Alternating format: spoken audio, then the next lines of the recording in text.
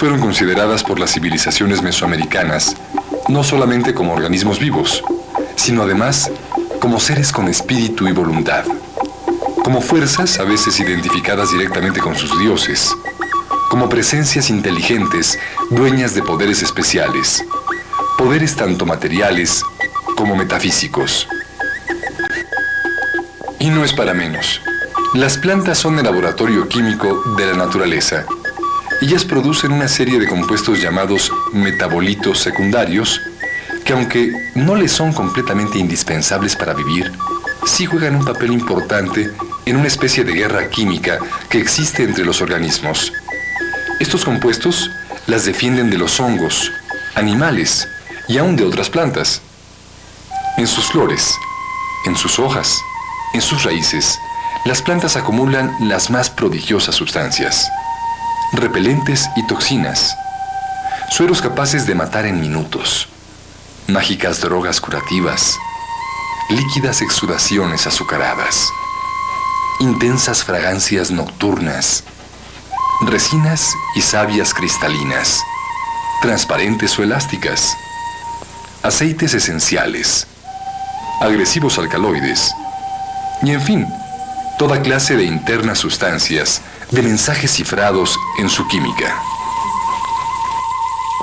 Es con este mar de compuestos con el que los hombres han aprendido a curarse, observando a las plantas y su interacción con otros organismos durante milenios y milenios, experimentando consigo mismos, desarrollando un largo y paulatino proceso de aprendizaje que estuvo unido sin duda a la propia necesidad de alimentarse, a la domesticación de las plantas, a su cultura.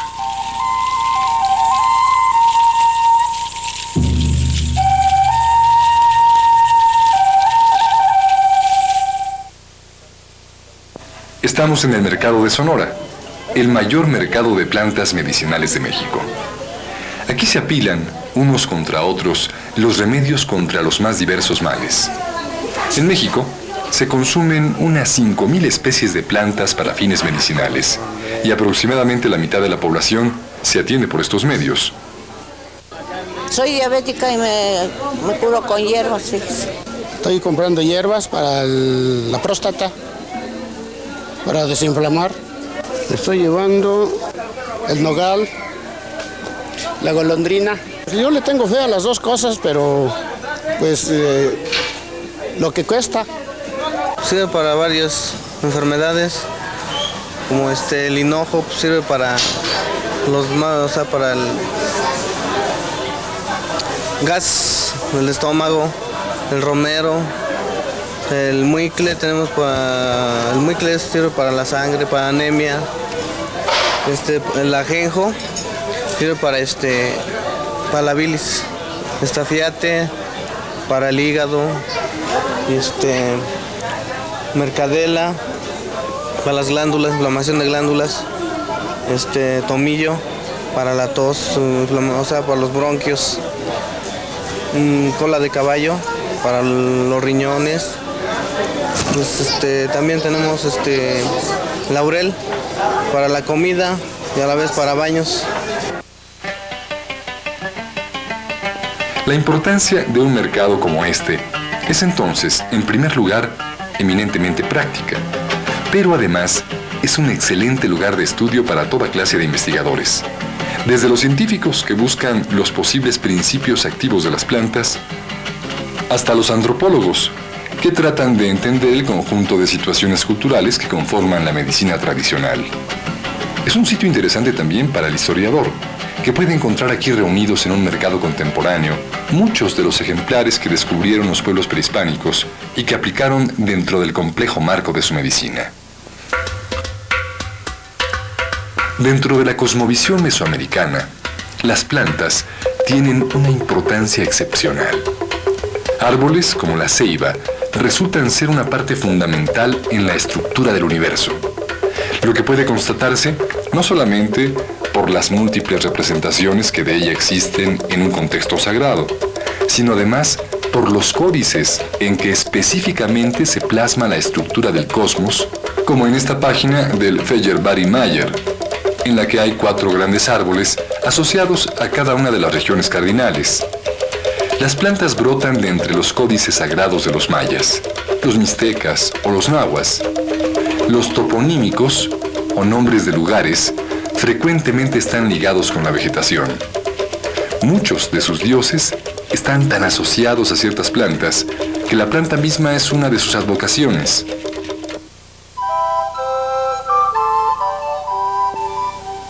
No es extraño que muchas de las plantas medicinales que hoy día pueden conseguirse en el mercado de Sonora hayan sido descubiertas por los pueblos prehispánicos y que puedan identificarse directamente con las imágenes pintadas en los códices del siglo XVI, que ya bajo el dominio español fueron elaborados por sabios nativos bajo la supervisión de frailes españoles.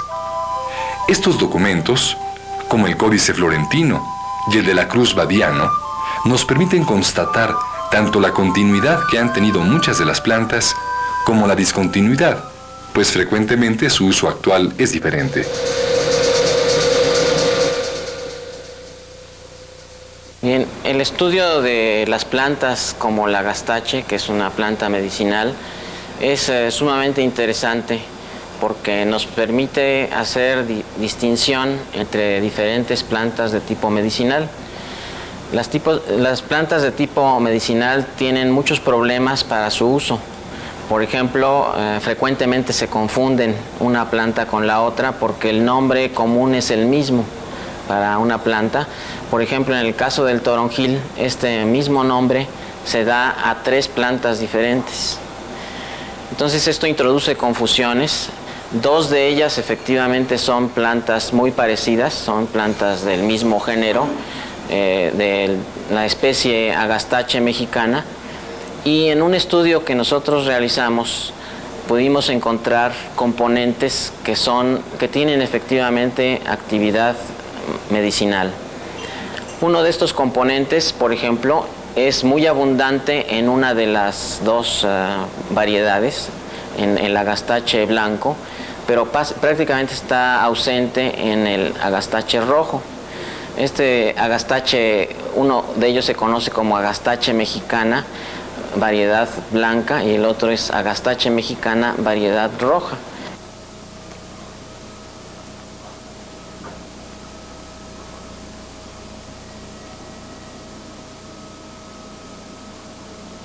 Para nosotros es muy importante conocer los antecedentes históricos de las plantas que estudiamos.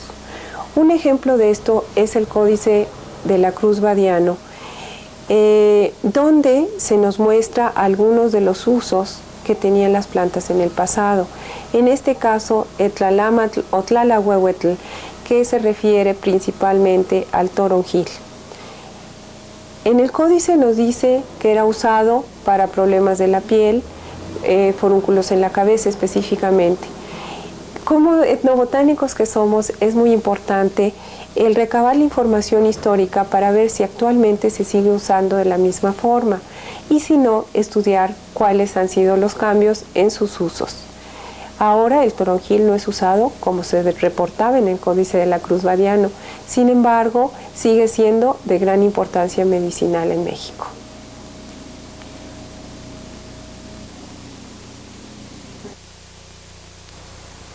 La herbolaria es una parte importante de la medicina tradicional, pero no un sinónimo. Muchas personas consideran que las plantas es el todo de la medicina tradicional. Sin embargo, si analizamos algunas de otras técnicas que se usan, por ejemplo, en nuestro país sobre medicina tradicional, podemos incluir los masajes, las limpias, entre otras. Ahora, la herbolaria no es una cosa estática, siempre está cambiante. Siempre está buscando elementos nuevos para ser más efectiva. Como parte de estos elementos nuevos, generalmente se incluyen aspectos importantes de otras culturas. Si uno va, por ejemplo, al Mercado Sonora, aquí en el Distrito Federal, en la Ciudad de México, va a poder observar que en los puestos de plantas medicinales también se tienen algunos otros elementos que es una parafernalia alrededor de las plantas medicinales y que se cree que si éstas se emplean en combinación con velas, con aromas diferentes, con colores distintos, va a ser de mayor efectividad. Cuando analizamos nuestra herbolaria, nuestra medicina tradicional en México, vamos a poder observar que estos elementos no solamente proceden de una cultura, sino de varias.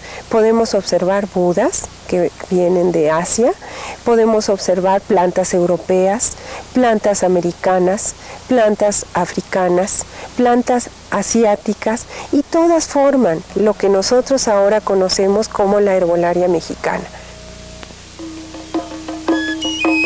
La gran matriz de la actual cultura de las plantas, sus conceptos básicos, su sabiduría y también sus prejuicios, es de raíz prehispánica. Conceptos completamente culturales que clasifican a las enfermedades y las plantas medicinales, por ejemplo, en frías, calientes e intermedias o cordiales, provienen de las antiguas culturas de Mesoamérica. No se trata de un conocimiento estancado, sino de un activo y cambiante sistema de conocimientos. Ahora bien, como todo sistema similar, ha surgido primero por un método de prueba y error, y aunque a lo largo de los milenios se han depurado los usos y comprobado la eficacia de muchas plantas, el sistema no deja de tener fallas. Podríamos considerar una falla, por ejemplo, cuando una planta contiene un principio activo que en vez de ayudar a combatir la enfermedad contra la cual es recomendada, la agrava. No es el caso más común, pero se llega a presentar. Entonces, los estudios cuidadosos interdisciplinarios se vuelven de una gran importancia, pues es posible deba recomendarse la sustitución de una planta por otra, aún dentro del marco de la cultura que la usa. Estamos colaborando con químicos como Federico García y Ofelia Collera en el estudio de toronjil para analizar los flavonoides y aceites esenciales. En el caso de aceites esenciales, son muy importantes para realizar varias actividades curativas. Es interesante que, aunque el toronjil blanco y el toronjil morado parecen plantas muy similares, su efecto en términos de extractos como sus sustancias químicas tiene un efecto opuesto. Los toronjiles sirven para la prisión. ¿Y cómo? Prepararlo con la flor de tila, la flor de manita, la flor de magnolia, la flor de azar, con los 7 azares, bien preparado. Y ese lo van tomando 3 veces al día y ya, 3 veces al día diario. Sirve para los espantados, sirve cuando tienen un susto, sirve cuando no pueden dormir, sirve cuando ellos se sienten muy recaídos, se sienten caídos, sienten que quieren dormir. Es el susto que tienen en su corazón. Oiga, ¿y cómo lo cultiva? Lo siembro con raíz. ¿Y si le echa abono químico, no, se seca? No se seca. Pierde la fuerza. Quita la fuerza de la medicina. Porque el abono químico no sirve. Quita la fuerza de la medicina. Es el abono natural. ¿Y así ya no sirve si le quita la fuerza? Ya no cura igual. La matita que llegue hasta abajo el suelo. Hasta abajo el suelo lo cortan para que ya lo podamos llevar así a vender. Para que vuelva a retoñar. Y lo emparejan bien, bien parejito. Los largos le cortan la mitad y le hacen esto, así, la mitad para emparejarlo. Así, mira, lo cortan la mitad, para que no se eche a perder. Hasta abajo, hasta donde da la tierra. Y así emparejadito.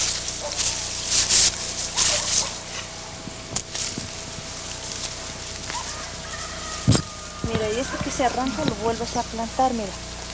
Ahí, a donde no hay.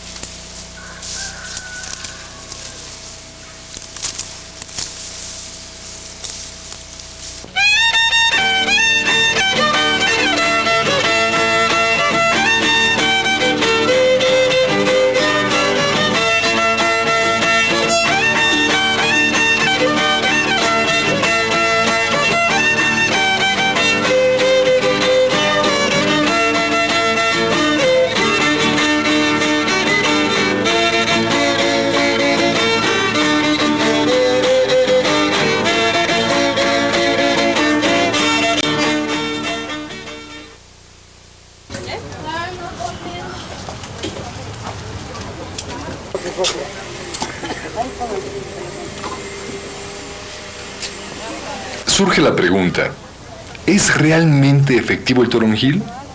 Y aún en ese caso, ¿en verdad vale la pena combinar las variedades de toronjiles? Aquí es donde creo yo que la ciencia puede tener una parte importante en establecer diferencias sutiles que desde el punto de vista medicinal pueden ser muy importantes. Por ejemplo, uno de los componentes que se encontraron en la planta, en el agastache blanco, es un compuesto terpénico y que tiene actividad sobre el corazón. Tiene un efecto sobre los latidos del corazón. Logra bajar la presión, o sea, es un efecto hipotensor.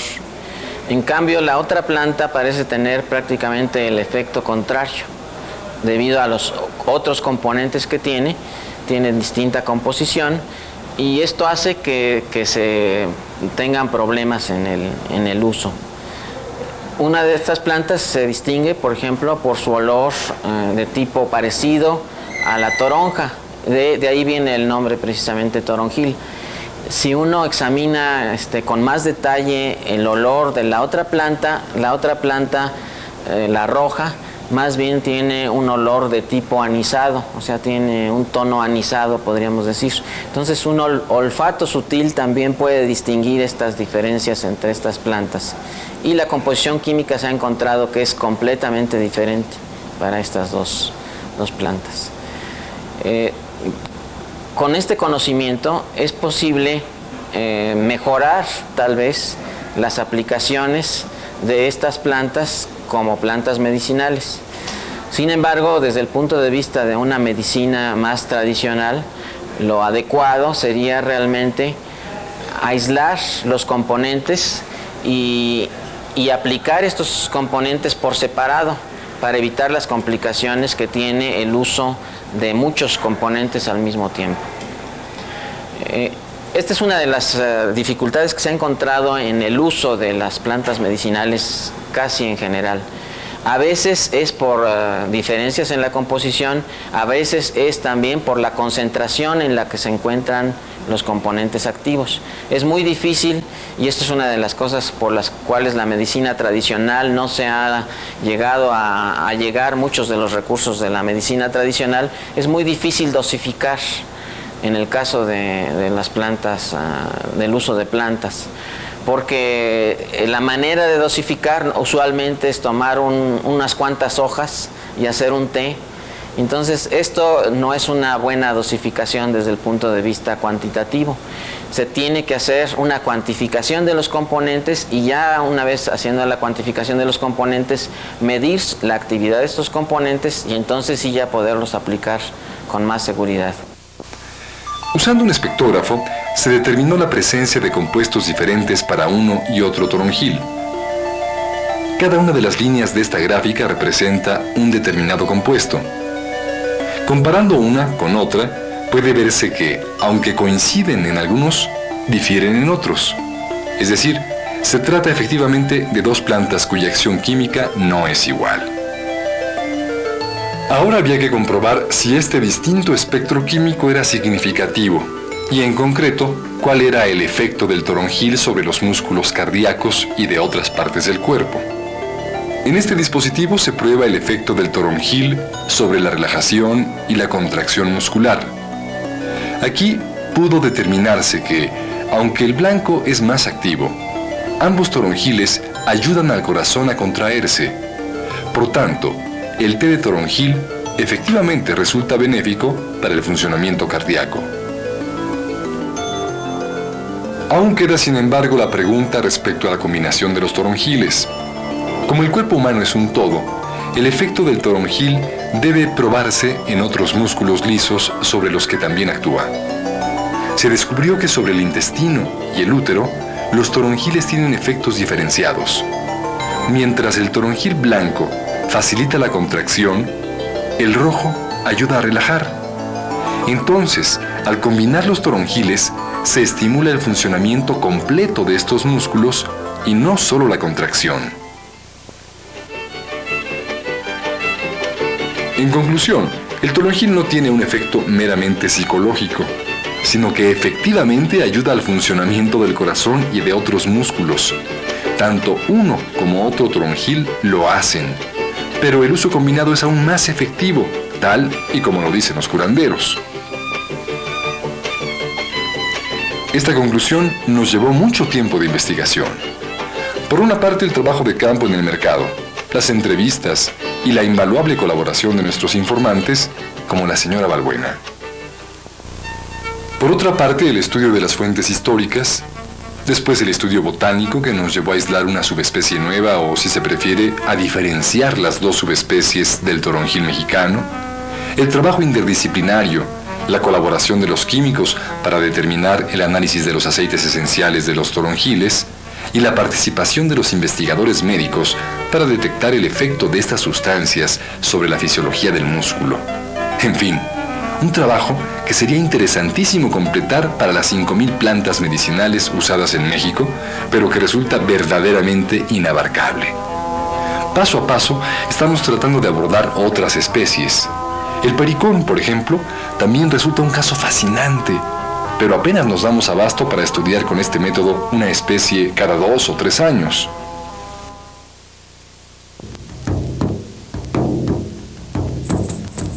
Un milenio antes de los aztecas y texcocanos, hubo una civilización portentosa que habría de dejar los monumentos más impresionantes de toda el área.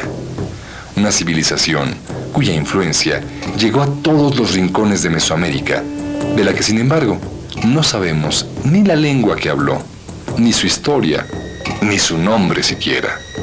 La conocemos con el mismo vocablo que los aztecas le impondrían siglos después: Teotihuacán. Hacia el año 300 de nuestra era, los fundadores de esta civilización pintaron en uno de sus templos un mural que aquí se ha reproducido cuidadosamente. El conjunto del mural podría representar el mítico lugar que los mexica conocerían siglos después como Tlalocan, a donde iban los muertos por el rayo, por el agua o por las enfermedades vinculadas al agua. O bien el Tamuanchán de Xochiquetzal, la impresionante planta que estalla de arácnidos, insectos y aves. Tal vez sea solo un símbolo que no corresponda a ninguna especie real, pero tanto este árbol viviente y agitado como el conjunto de las escenas de los murales dejan poca duda sobre la importancia que para los teotihuacanos tuvo el uso de las plantas. El muro suroeste tiene un pequeño talud al que se ha llamado el de la ciencia médica, pues parece contener una serie de tratamientos vinculados a la herbolaria. Estas figuras se pintaron hace 1700 años, y no es difícil que algunas de las plantas aquí representadas puedan hoy conseguirse en el mercado de Sonora de la Ciudad de México.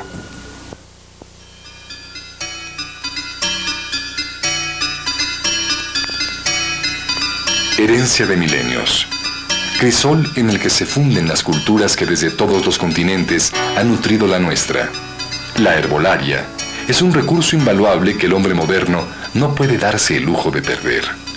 Sin embargo, es solo una pequeña parte, demasiado pequeña, la que de este saber tradicional hemos explorado con las herramientas de la ciencia moderna. Las plantas, sin duda, tienen todavía muchos más secretos entre sus tejidos. Maravillosos ungüentos, poderosas sustancias, pócimas y elixires casi mágicos, casi milagrosos. En efecto, como presencias vivas, como deidades prehispánicas, como vírgenes cristianas, como genios árabes.